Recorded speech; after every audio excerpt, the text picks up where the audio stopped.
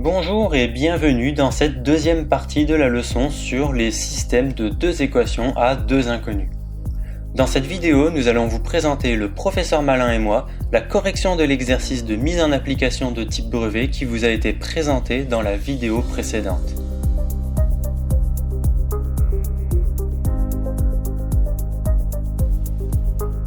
Passons dès à présent à la correction de l'exercice de mise en application.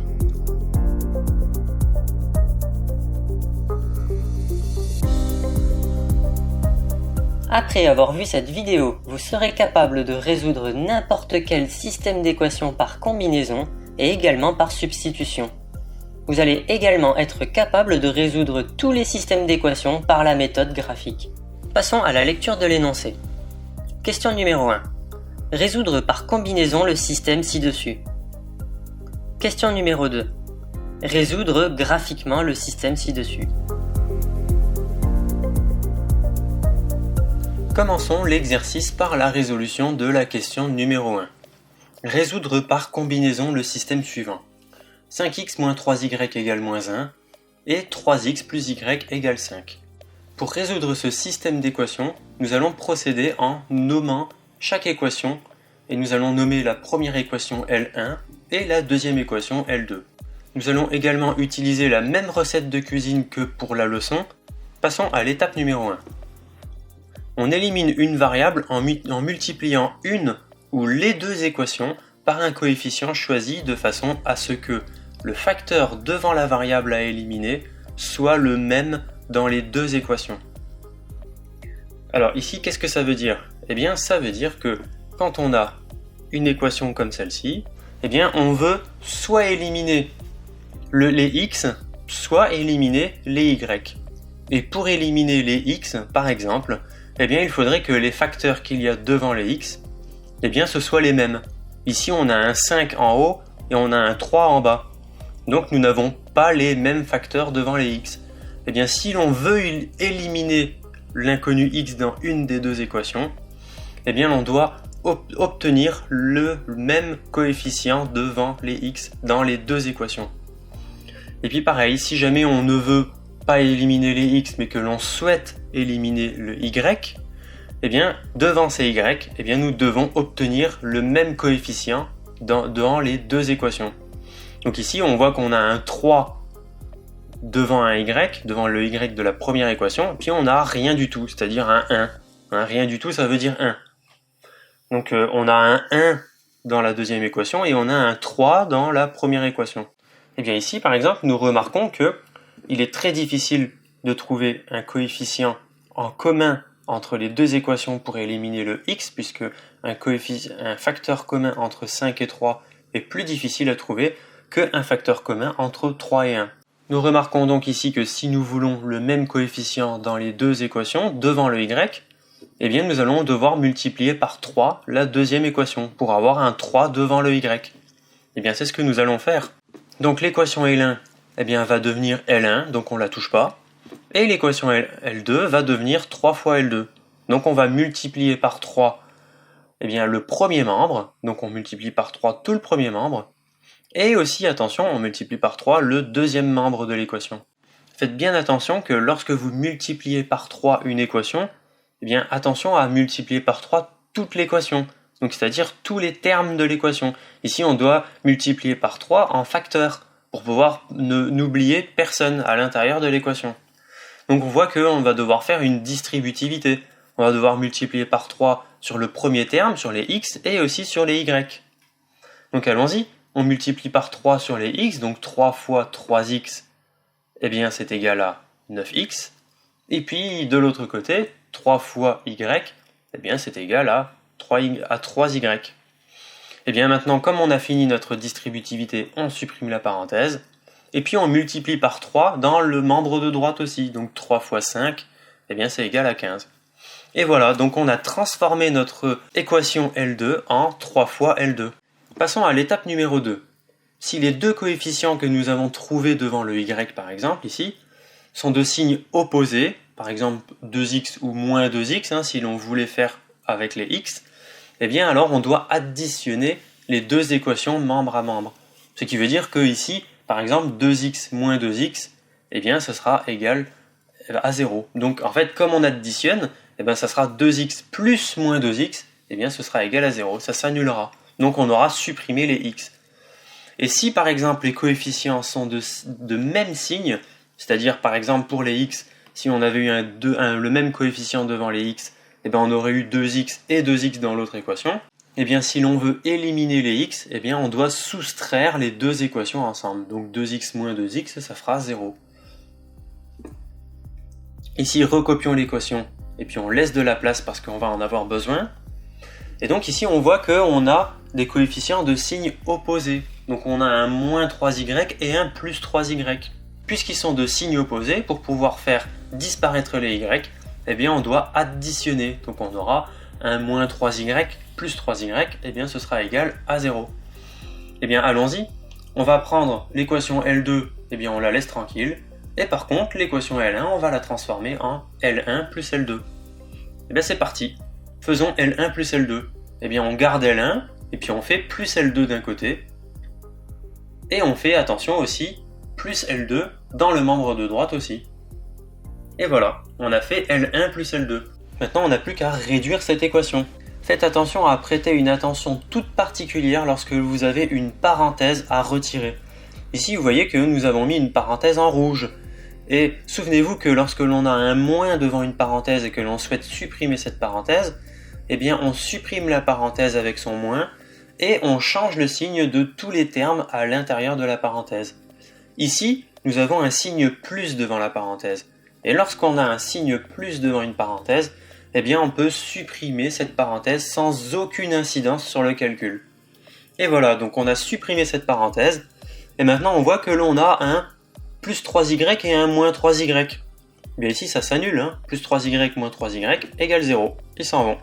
Et maintenant on peut réécrire cette équation, on passe à l'étape numéro 3 et on réécrit cette équation plus proprement. Donc on résout l'équation où il n'y a plus qu'une seule inconnue. Donc on réécrit l'équation et on s'aperçoit que dans la première équation, maintenant on n'a plus qu'une seule inconnue. On va pouvoir la résoudre beaucoup plus facilement. Donc ici, on voit bien que dans le membre de gauche, on a un 5x plus 9x. Eh bien, on réduit, c'est égal à 14x. Et puis à droite, on a un 15 moins 1, ou moins 1 plus 15, hein, ce qui est la même chose. Eh bien ici, c'est égal à 14. Voilà, donc on a 14x égale 14. Eh bien, on peut passer à une étape suivante, qui consiste à réduire la première équation pour trouver la valeur de x. Ce que l'on va vouloir faire dans cette étape, eh bien, c'est se débarrasser du 14 qu'il y a devant le x. Eh bien, on va le passer de l'autre côté de l'équation pour ça. Et on va pouvoir du coup isoler x tout seul de ce côté de l'équation pour trouver la valeur numérique de x. Donc ici, si l'on passe ce 14 de l'autre côté de l'équation, eh bien comme on a un 14 fois x, donc c'est une multiplication. Donc puisqu'on a affaire à une multiplication, eh bien ce 14 fois quelque chose, eh bien il va se transformer en son signe opposé en passant de l'autre côté de l'équation. Donc la multiplication va se transformer en division. Eh bien allons-y, on passe le plus 14, le 14 fois x de l'autre côté, donc on passe ce 14, et si on passe 14 de l'autre côté, bien comme c'est une multiplication, il se transforme en division. Donc on a un 14 divisé par 14. Et on sait tous que 14 divisé par 14, c'est égal à 1. On a trouvé la valeur numérique de x. Eh bien passons à l'étape numéro 4. On remplace la valeur de l'inconnu que l'on vient de trouver dans l'autre équation. Allons-y, puisque x égale 1, eh bien on remplace 1x par 1 dans l'autre équation. Et donc on va pouvoir réduire cette équation, on passe à l'étape numéro 5 qui consiste à trouver la valeur numérique du dernier inconnu. Et donc comme 9 fois 1 c'est égal à 9, maintenant on n'a plus qu'une équation qui est égale à 9 plus 3x égale 15. Et bien maintenant nous allons pouvoir résoudre l'équation L2 très facilement puisqu'il n'y a plus qu'un seul inconnu, y. Donc pour pouvoir isoler y, eh bien on doit d'abord s'occuper de ce plus 9, de ce 9. Et bien ce 9, on va vouloir le passer de l'autre côté de l'équation. Et ici, on a affaire à une addition. Et puisqu'on a affaire à une addition, ce 9, eh bien quand on va le passer de l'autre côté de l'équation, eh bien il va prendre son opposé mathématique. C'est-à-dire que le 9 va se transformer en moins 9. Donc si on le passe de l'autre côté de l'équation, on voit que le 9 se transforme en moins 9. Et puis maintenant, il ne nous reste plus que ce plus 3, que l'on va vouloir passer aussi de l'autre côté de l'équation. Et puis bien évidemment, puisqu'on a affaire à une multiplication, puisqu'on a un 3 fois y, eh bien ce 3, quand on va le passer de l'autre côté de l'équation, eh bien il prend son opposé mathématique qui est du coup la division. Donc ce 3 va se transformer en divisé par 3. Voilà, donc nous avons presque trouvé la valeur numérique de y, il nous reste plus qu'à faire une application numérique. Eh bien calculons l'application numérique et nous trouvons que y est égal à 2. Nous avons réussi à résoudre ce système d'équations par la méthode de combinaison.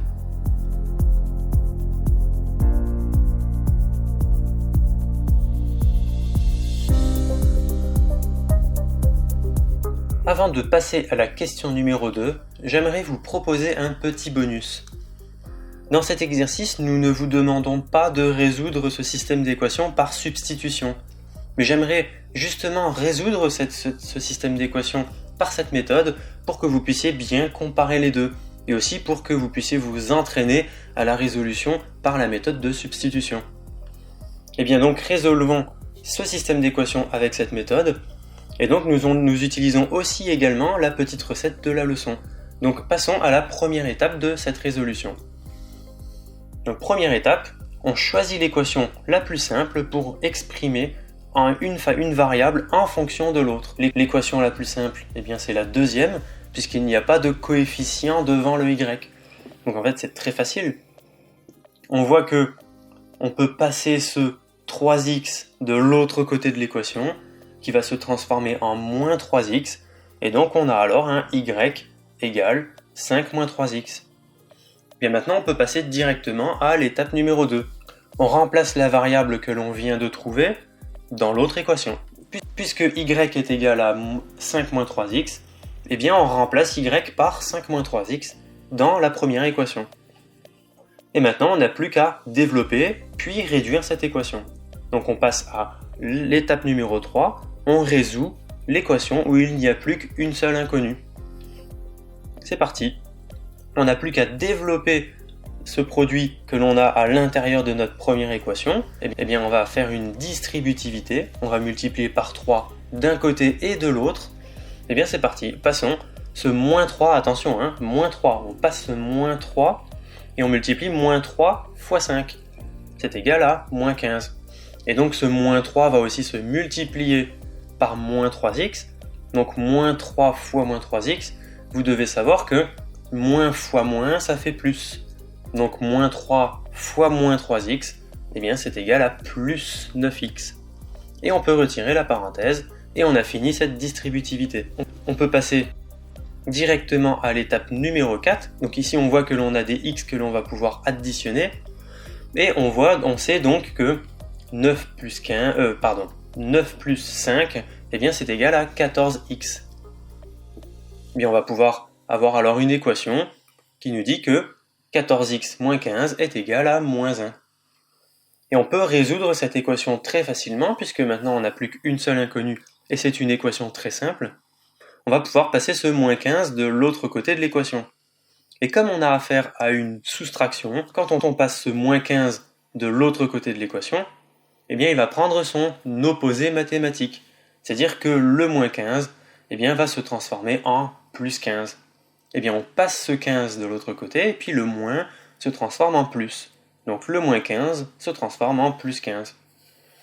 Bien maintenant on est content puisque on sait que 15 moins 1 ça fait 14. Eh bien on n'a plus qu'une équation qui est égale à 14x égale 14. Donc on recopie cette équation et puis on la manipule pour trouver la valeur numérique de x. Donc ici on sait que pour isoler ce x tout seul de ce côté de l'équation qui nous permettra de trouver la valeur numérique de x, eh bien il nous faut passer ce 14 de l'autre côté de l'équation. Et ici nous avons affaire à une multiplication, puisqu'on a un 14 fois x. Et bien donc ce qui va se passer lorsque le 14 va passer de l'autre côté de l'équation, eh bien il va prendre son opposé mathématique, c'est-à-dire que la multiplication va se transformer en division. Donc ce 14 va se transformer en divisé par 14. Et donc nous voyons maintenant que nous trouvons un résultat x qui est égal à 14 sur 14. Et bien comme précédemment, nous savons que 14 sur 14 est égal à 1.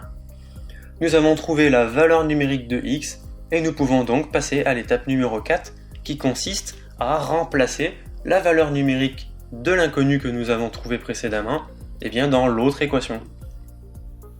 Donc puisque nous savons que x est égal à 1, nous remplaçons très facilement x par 1 dans la deuxième équation. Et nous n'avons plus qu'à faire cette application numérique. Nous savons que 5 moins 3 est égal à 2. Voilà, nous avons résolu ce système d'équations par la méthode de substitution.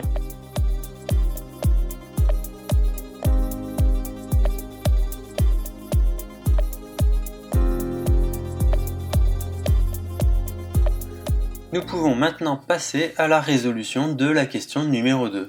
Nous devons donc ici résoudre graphiquement le système. Nous allons utiliser la même recette que dans la leçon et nous pouvons passer directement à l'étape numéro 1.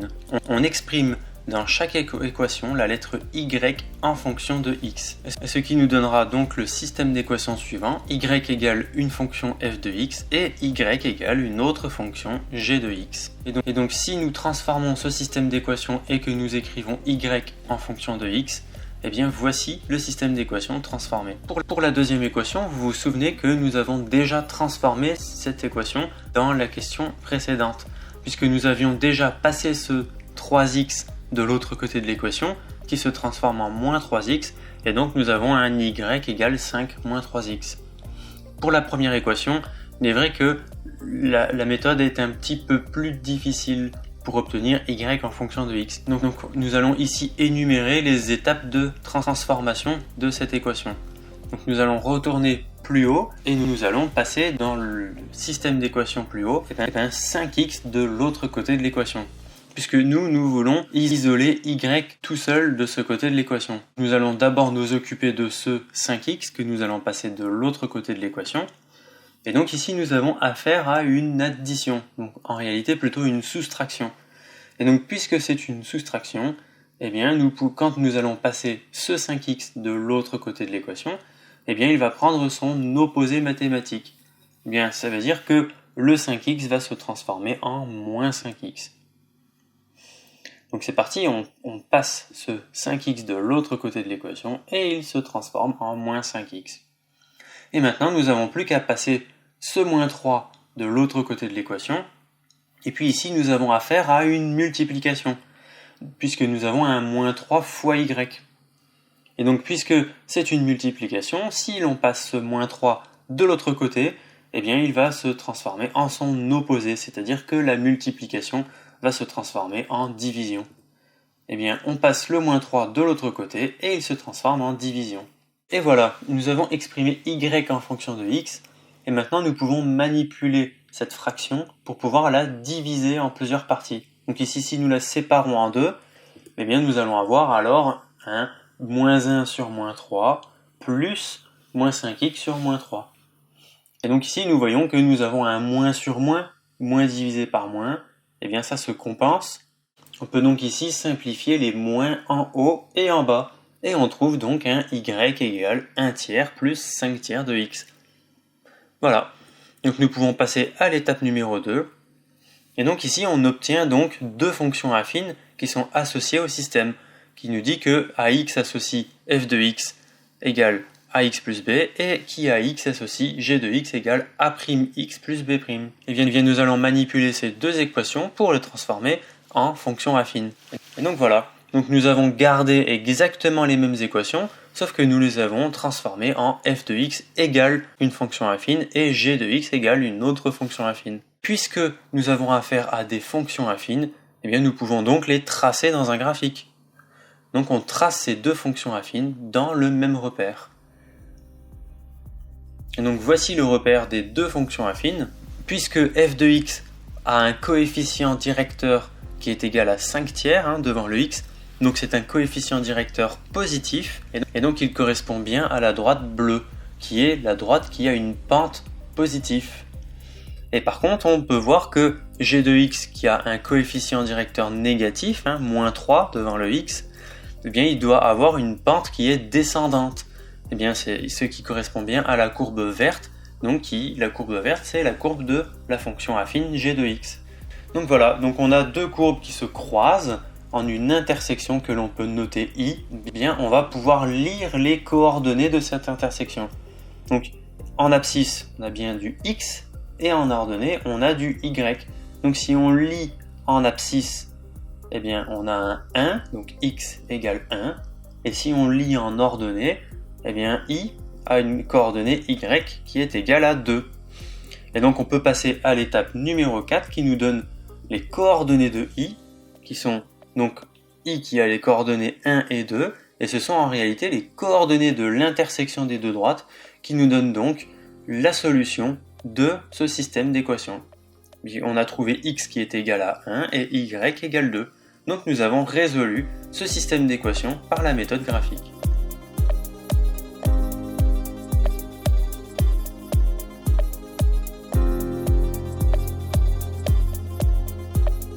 Eh bien, je vous souhaite une très bonne journée à toutes et à tous, et à très bientôt pour un autre exercice malin et ingénieux.